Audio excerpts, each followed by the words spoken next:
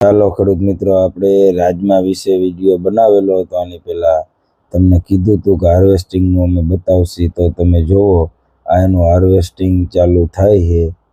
તો આ રાજમા અત્યારે થ્રેશરમાં કાઢે. તમે જુઓ આ ગીતાનું ફૂકણિયું છે. આ તમે જુઓ, આગળથી તમને બતાવું, ઊભા રહ્યો.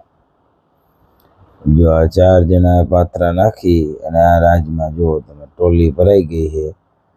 તો રાજમાના વાવેતર આપણા વિસ્તારમાં ઘણા થાય છે. આમ નજીક સાયણામાં જુઓ, આ રીતે આ રાજમા, આનું ઉત્પાદન આ વર્ષે તો એવું લાગે છે કે ખેડૂત એમ કહે છે કે 15 મણથી લઈને 20 મણ લગી થશે.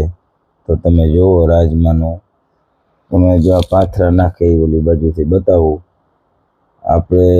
આપણા વિસ્તારમાં રાજમાના વાવેતર સારા એવા થાય છે.